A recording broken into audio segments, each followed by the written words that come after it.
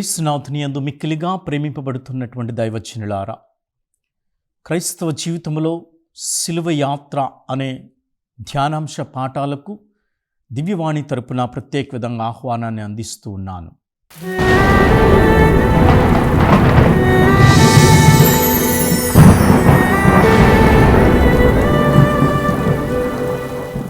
ఈరోజు మనందరము కూడా దేవుని యొక్క వాక్యాన్ని ఆలకించుదాం.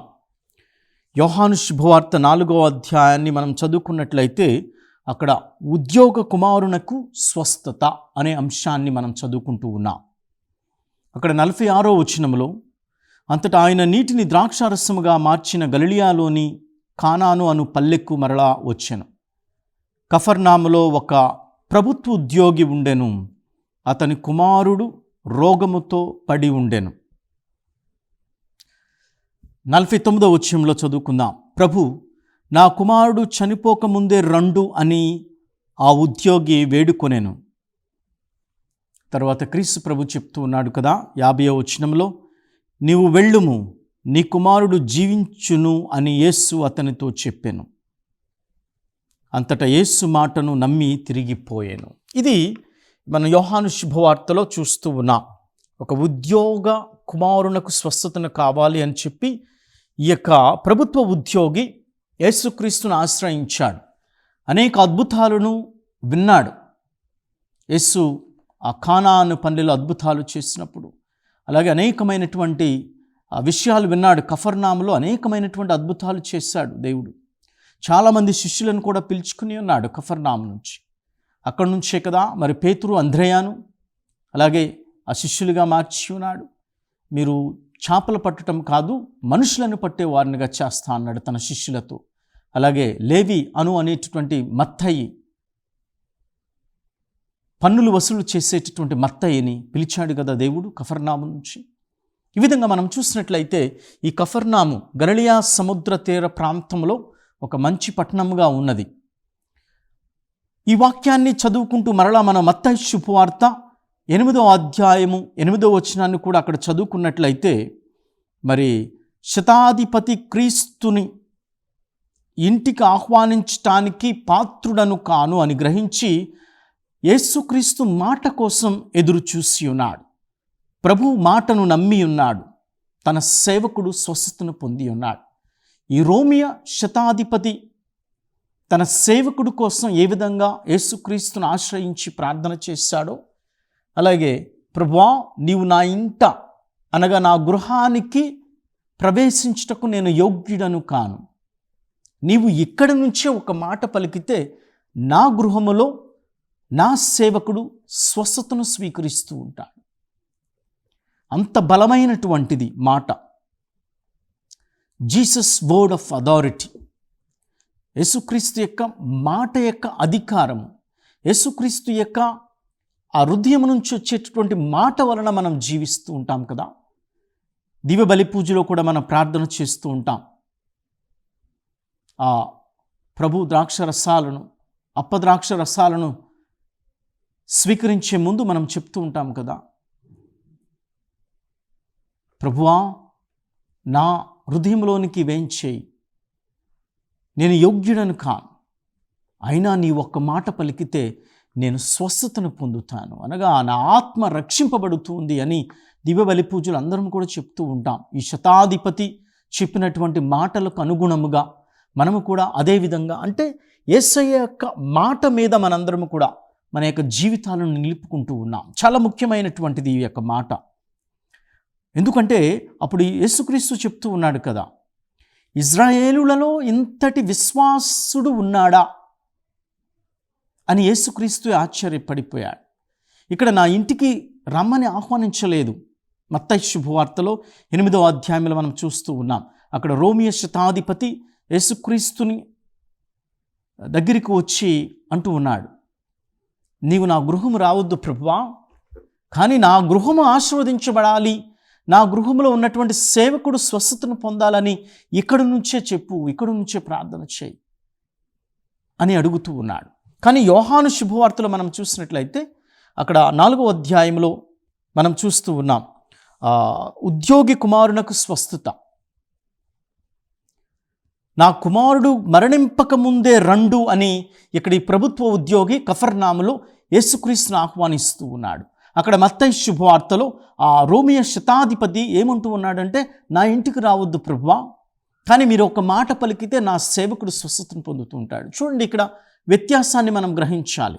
మత్తయి శుభవార్తలో, ఆ లూకా శుభవార్తలో ఈ యొక్క రోమియ శతాధిపతి యేసుక్రీస్తుని వేడుకున్నటువంటి విన్నపము, యోహాను శుభవార్తలో 4వ అధ్యాయములో మరి ఆ ప్రభుత్వ ఉద్యోగి తన కుమారుని కొరకు స్వస్థత కోసం నీవు నా ఇంటికి రావాలి ప్రభువా, నా కుమారుడు చనిపోకముందే నీవు రావాలి అని అంటూ ఉన్నాడు. ఈ రెండిట్లో ఒకే విధమైనటువంటి అంశం ఏమిటి అంటే, యేసుక్రీస్తు చెప్తూ ఉన్నాడు, నీవు వెళ్ళుము, నీ కుమారుడు జీవించును అని యేసు అతనితో చెప్పాను. అంటే ఇక్కడ నా మాట చాలు నీకు, నేను అవసరం లేదు అన్నట్టుగా నేను చెప్తూ ఉన్నాను కదా. ఎందుకంటే ఆయన దైవ కుమారుడు. మనం చూస్తూ ఉన్నాం, సర్వంతర్యామి యేసయ్య. ఆయన ఒక మాటతో కదా చనిపోయిన వారిని తిరిగి జీవంతో లేపి ఉన్నాడు. ఆయన మాటతో కదా ప్రకృతిని సహితం కూడా శాసించి ఉన్నాడు. ఆయన ఒక మాటతో కదా ఆ శతాధిపతి సేవకుడు స్వస్థత పొందాలని చెప్పి ఆయన పలకటముగానే ఆ సేవకుడు స్వస్థతను పొంది ఉన్నాడు. అలాగే యోహాను శుభవార్తలో కూడా అదే విధంగా చెప్తూ ఉన్నాడు, నీవు వెళ్ళు, నీ కుమారుడు జీవించును. ఆ ప్రభుత్వ ఉద్యోగి అడుగుతూ ఉన్నాడు కఫర్నాంలో, నా కుమారుడు చనిపోక ముందే రండు. అంటే విశ్వాసం ఉంది, కానీ ఈయన శారీరకమైనటువంటి ఆ యొక్క స్పర్శ కావాలనుకున్నాడు. ఈ ప్రభుత్వ ఉద్యోగి యేసుక్రీస్తు తానుగా తన ఇంటికి రావాలనుకున్నాడు ఈ ప్రభుత్వ ఉద్యోగి. కానీ యేసయ్య చెప్తూ ఉన్నాడు, నువ్వు వెళ్ళు. ఆ మాట వలన ఆ కుమారుడు మరలా జీవించి ఉన్నాడు. ప్రియమైనటువంటి విశ్వాసులారా, తర్వాత ఆయన దాదాపుగా మధ్యాహ్నం 1 గంటకు ఆ మాట పలికినటువంటి సందర్భంలోనే వెళుతూ ఉన్నప్పుడు తన సేవకుడు వచ్చి నీ కుమారుడు బ్రతికి ఉన్నాడని మంచి శుభవార్తను అందచేసి ఉన్నారు ఈ ప్రభుత్వ ఉద్యోగికి. వెంటనే ఏ గడియ అని అడుగుతూ ఉన్నాడు. యేసయ్య చెప్పింది ఆ గడియలోనే మధ్యాహ్నం 1 గంటకు. ఇక్కడ కూడా యేసయ్య చెప్పినటువంటి విధంగానే ఆ ప్రభుత్వ ఉద్యోగి ఆ కుమారుడు బ్రతికి ఉంటూ ఉన్నాడు. నిన్న మధ్యాహ్నం 1 గంటకు జ్వరము విడిచినప్పటి నుండి అని వాడు సమాధానం ఇచ్చాడు ఆ సేవకుడు ఆ ప్రభుత్వ ఉద్యోగితో. వెంటనే ఆ ఉద్యోగి అతని కుటుంబము యేసును విశ్వసించిరి. అనేకమైనటువంటి అద్భుతాలు చేసి ఉన్నాడు.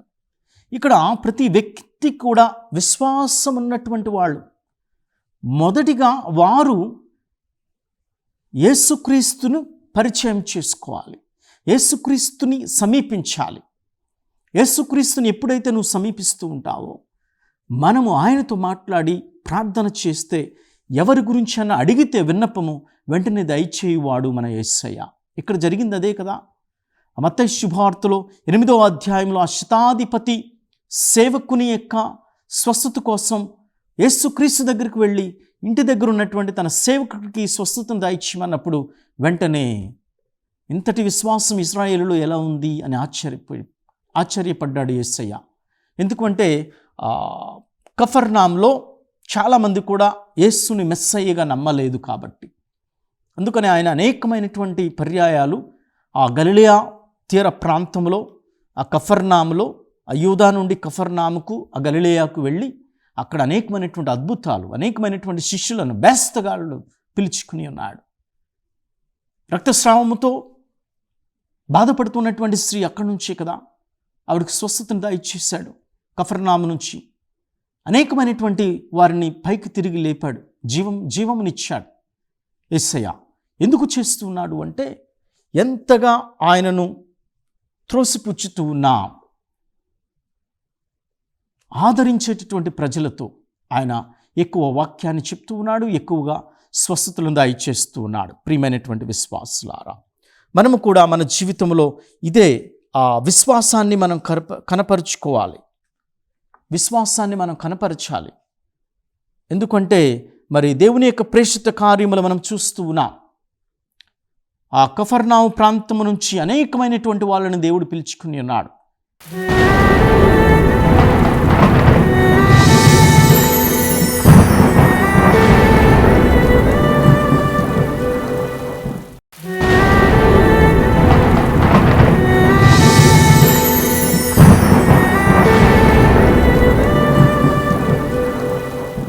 మత్తయి శుభవార్త 4వ అధ్యాయం 18-28 వచనం మనం చూస్తూ ఉన్నాం.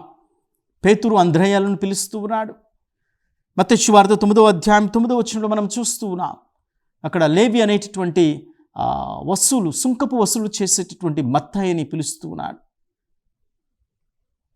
చనిపోయినటువంటి వారిని, అనేకమైనటువంటి వారిని తిరిగి లేపుతూ ఉన్నాడు తన ప్రేషిత కార్యంలో.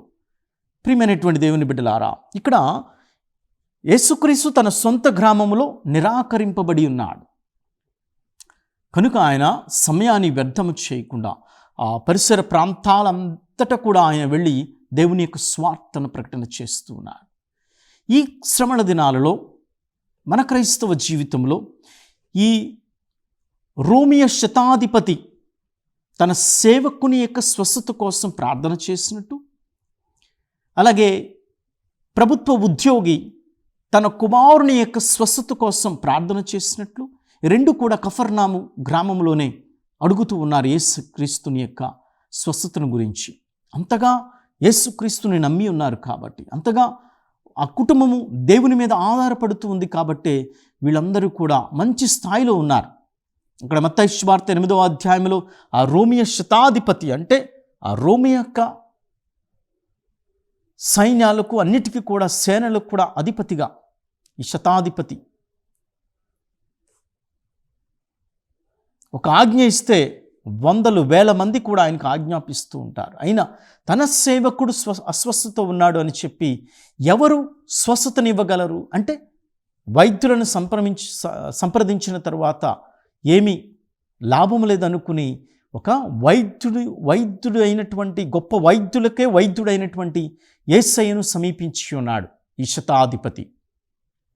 అందుకనే నా గృహమును వచ్చుటకు నేను అర్హుడను కాను ప్రభు, నీ ఒక్క మాట పలుకు, నా సేవకుడు స్వస్థతను పొందుతూ ఉంటాడు. ఎంత గొప్ప ప్రార్థన మన నిత్య జీవితంలో. అలాగే ప్రభుత్వ ఉద్యోగి కూడా తాను అయితే తన ఇంటికి రమ్మని చెప్పి ఉన్నాడు. నా కుమారుడు చనిపోకముందే నీవు ఈ యొక్క స్వస్థతను దాయిచేయాలి, రండి అని చెప్పి ఆహ్వానిస్తూ ఉన్నాడు. కానీ భగవంతుడు ఆ రెండు యొక్క సందర్భంలో కూడా మరి ఆయన ఒక మాటతో ఆ కుమారులను బ్రతికిస్తూ ఉన్నాడు, ఆశీర్వదిస్తూ ఉన్నాడు, స్వస్థతపరుస్తూ ఉన్నాడు. మనము కూడా మన జీవితంలో యేసుక్రీస్తు యొక్క స్వస్థతను, యేసుక్రీస్తు యొక్క అద్భుతాలను ఏ విధంగా స్వీకరించాలి, ఎంత విశ్వాసం ఉండాలి.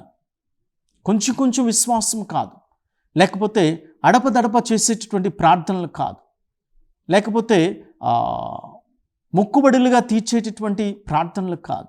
గొప్ప విశ్వాసం ఉండాలి. అంత విశ్వాసం ఉంటేనే దేవుడు నీ జీవితంలో, నా జీవితంలో కూడా మంచి స్వస్థతను దయచేయగలుగుతూ ఉంటాడు. కనుక యేసు మాటను నమ్మటం, యేసు వాక్యము మీద ఆధారపడటం. ఆయన అనేక మంది నిరాకరించారు యేసయ్యను. ప్రవక్త గొప్పతనము తన సొంత ప్రాంతంలో కంటే ఇతర ప్రాంతంలో మిన్నగా ఉంటుందని క్రీస్తువే కదా సమాధానం ఇచ్చాడు.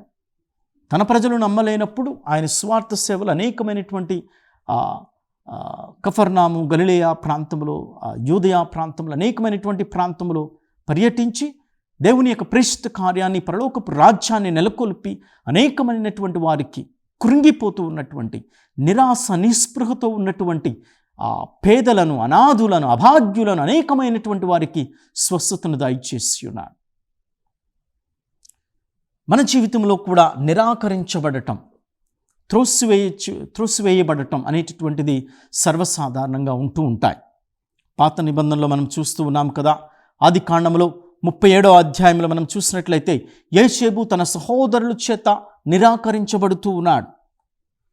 తన సహోదరులే, సొంత అన్నలే మరి ఆ యోసేపును చంపాలనుకున్నాడు. తిరస్కరించారు.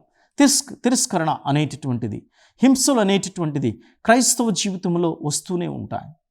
ఇద్దరు స్నేహితుల మధ్య, లేకపోతే కుటుంబాల మధ్య, కుటుంబ బంధువుల మధ్య స్నేహంలో, ప్రేమలో, కుటుంబ దాంపత్యంలో అనేకమైనటువంటి విషయాల్లో కూడా ఈ యొక్క మనస్పర్ధలు వస్తూ ఉంటాయి. స్వచ్ఛమైనటువంటి స్నేహం, స్వచ్ఛమైనటువంటి ప్రేమ లోపిస్తూ ఉంటాయి మనిషి జీవితంలో. నిరాకరింపబడుతూ ఉంటాం, త్రోసివేయబడుతూ ఉంటాం. అయినా సరే దేవుని మాట మీద నమ్మకం ఉంచి ప్రార్థన చేస్తే తప్పనిసరిగా దేవుడు నీ యొక్క కుటుంబాన్ని రక్షిస్తాడు. ఈనాడు ఏ విధంగా ఆ యోహాను శుభవార్తలో 4వ అధ్యాయంలో ప్రభుత్వ కుమారునకు స్వస్థతను దయచేసి ఉన్నాడు. ఎప్పుడైతే తన కుమారుడు జీవిస్తూ ఉన్నాడో, స్వస్థతను స్వీకరించాడో, వెంటనే ఆ ప్రభుత్వ ఉద్యోగియు అతని కుటుంబము యేసును విశ్వసించిరి అని వాక్యంలో మనం చదువుకుంటూ ఉన్నాం. కనుక ఈ యొక్క తిరస్కరణ అనేటటువంటిది అనేకమైనటువంటి వారు రుచి చూసి ఉన్నారు. బైబిల్ గ్రంథంలో మనం చూస్తున్నాం. అలాగే దావీదు కూడా నిరాకరించబడి ఉన్నాడు. దావీదు కూడా త్రోసివేయబడి ఉన్నాడు. ఇజ్రాయేలులకు సహాయం చేశాడు కదా దావీదు యుద్ధంలో. ఫిలిస్టీలతో పోరాడి గొల్యాతును ఓడించి సంహరించి ఇజ్రాయేలులకు విజయాన్ని సాధించి ఉన్నాడు కదా. అయినా వారే ఈ యొక్క దావీదును హతమార్చాలనుకున్నారు. సౌలు దావీదును చంపాలనుకున్నాడు. అనేక విషయాల్లో దావీదును తరుముకుంటూ వెళ్ళి ఉన్నాడు. అక్కడ నిరాకరణకు గురి కాలేదా? యేసయ్య తన సొంత గ్రామాలలోనే మరి యూదులు ఆయన్ని విశ్వసించారా? నిరాకరించారు. మెస్సయ్యగా అంగీకరించలేదు. యేసుక్రీస్తు తిరస్కరణకు గురి కాలేదా? అలాగే మనం చూస్తున్నాం ఇర్మియా 11వ అధ్యాయంలో, ఇర్మియా గ్రంథంలో 11వ అధ్యాయంలో మనం చూస్తున్నాం. అక్కడ కూడా ఇర్మియా ప్రవక్త తన గ్రామ ప్రజలచే దూషింపబడలేదా? తిరస్కరించబడలేదా? అనేక సార్లు. అలాగే అపోస్తుల కార్యంలో మనం చూస్తున్నాం 9వ అధ్యాయంలో పునీత పౌలు గారు తన దేశ ప్రజలే వెలివేస్తూ ఉన్నారు, ఆయన నెట్టివేస్తూ ఉన్నారు, ఆయన బహిష్కరించి ఉన్నారు, ఆయన శ్రమలను అనుభవించేలా చేసి ఉన్నారు. 2వ కొరింథీయులకు రాయబడినటువంటి లేఖలో 1వ అధ్యాయంలో మనం చదువుకుంటూ ఉన్నాం.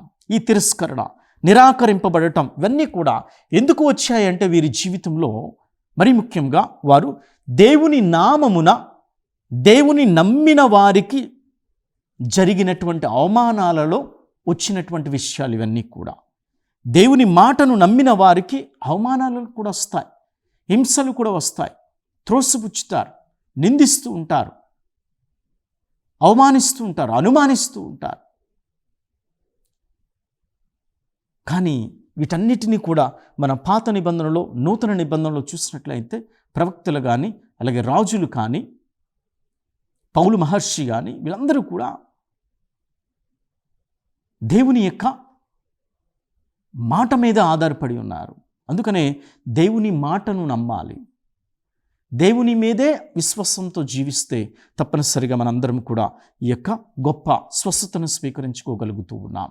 కనుక ఈ లోకపు బాట దేవుని మాటకు, దేవుని బాటకు వ్యతిరేకంగా ఉంటూ ఉంటాయి.